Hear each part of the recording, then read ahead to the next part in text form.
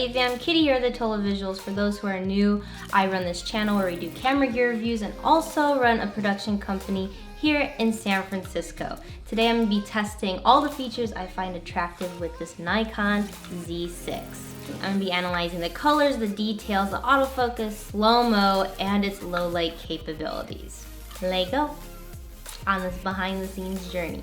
One tip, if you want really shallow footage like I'm going for here with the Matcha, I actually have a 24-70 f4 lens, no 2.8, no 1.4 unfortunately. So a trick to make it even more shallow, especially with a zoom lens, is you zoom it in all the way and stand a little further back, and that would actually kind of cheat a whole shallow depth of field type look. All right, bring it down to f4 first. Here's what it looks like if you're at 24 and you get as close as you can. Still in f4, different focal length. Again, here's 70. I'm gonna attempt to do some autofocus tracking right here where it's touchscreen. I'm gonna follow this bamboo stick. I don't know the official name, but we're gonna see how it goes. All right, when I tap on his hand, for example, it follows.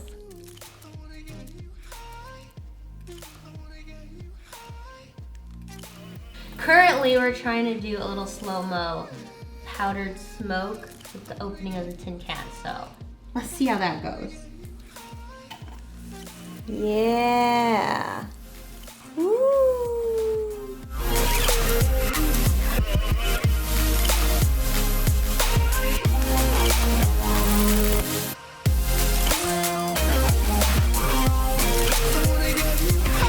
Faster so you have bubbles.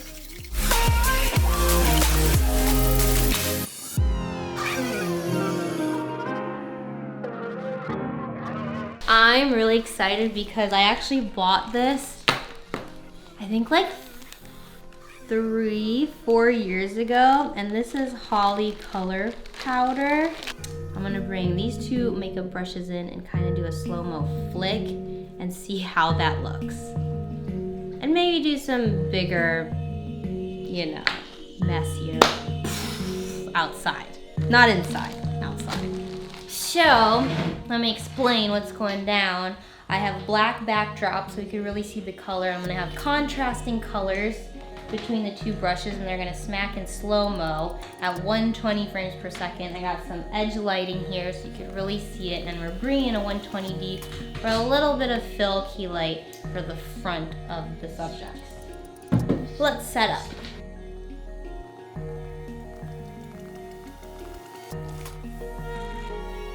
Tip number 2, if you don't have black foil or barn doors for your lights, tin foil's fine. We're gonna shape the light to get it off of this black backdrop so I can have it a lot more darker than what I want it to look like. Darker than it is now. So we're gonna keep that light spill off of the black backdrop there and just keep it on the subject. Light shaping, always so fun. We're gonna crack open all of these and go for it. Yeah. Okay, you guys ready? We're gonna roll on this. I get so nervous. Oh. It smacks sideways. Oh, that was better, that was better. Keep going.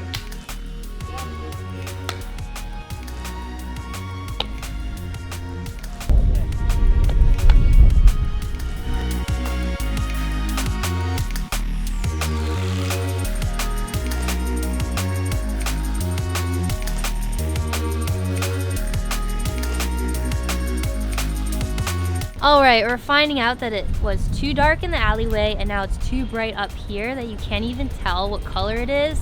So I think we gotta use more and maybe do a close-up slow-mo of maybe the powder falling through the hands because it's also really windy up here. So there's a lot of things going on that's not really working for the type of shoot and shots that I'm trying to get. So we're gonna mix it up, get creative. If things don't really happen the way you want it to, you just gotta try something else, that's all. All right. Again? Again.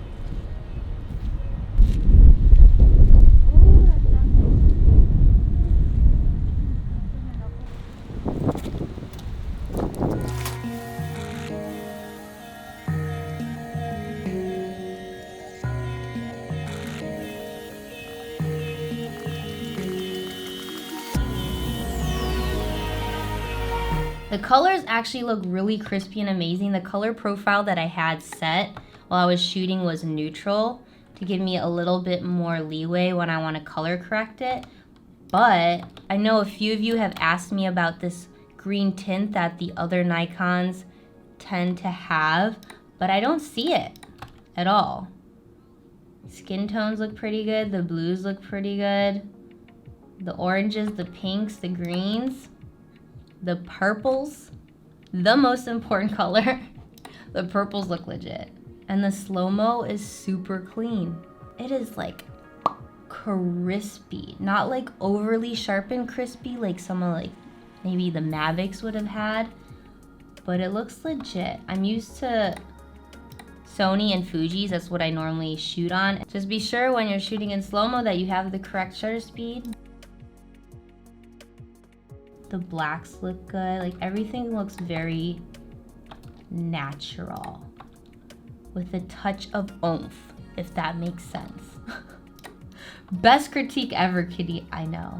Typically, I don't really like shooting with autofocus just because I like to have more control with my manual settings, but I had to test autofocus, and what I really liked is that it gave me the option to change the speed of the autofocus on video mode. So it looked like there was actually someone focus pulling, even though I was just touching the LED screen.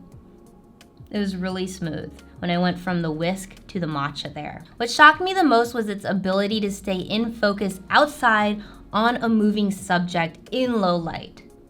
That was crazy. No hunting, no issues, it nailed it just like that. So I need that autofocus to be working on point. You know what I'm saying? I don't know how, but I shot 120 frames with 20,000 ISO, and it was actually usable footage, and it was still in focus. I mean, you can see kind of where the fire is trailing that there's a little bit of softening there, but all in all, I could still use that footage. It wasn't noisy, it wasn't grainy. I also brought it down to 60 frames per second with 8,000 ISO, looked good. With 5,000 ISO, looked good, and I'm usually used to not setting cameras over like 3,200 ISO just to keep that grain really low, but the Z6 allows me to just shoot in places I would just never shoot, just knowing that my camera can't do that or I don't have the right lighting. I would just not even probably shoot. But now I have the opportunities, and wow, just so many more visionary things that I could play with in low light. And I haven't shot in low light for a while, but I think I'm gonna bring it back. Just a little creeper ninja in the night, shooting things when no one's around. There's less people, less crowds, less traffic, and just a wide variety of things you can shoot. Just look at the BTS camera. It was at 1600 ISO on, I forgot what the camera was, but it was a Canon some or other. It's my cousin's camera, so let me see what she said it was. So she shoots on a Canon M6, which was my behind the scenes camera, and her lens I think was a 3.5 to 5.6 zoom lens, and this was at a 1600 ISO. Yeah. Look at that difference though. If you're looking for a really good low light camera, right here, I found it for you. It will not disappoint. And you can shoot slow-mo in low light, which requires a ton of extra light to get into the camera. Hopefully that was helpful. I want to thank Nikon again for giving me the opportunity to play with this camera. I had so much fun, as you could see. And find my G, because I post there on the daily, UDU fam, and we'll see you when we see you. Done. Done.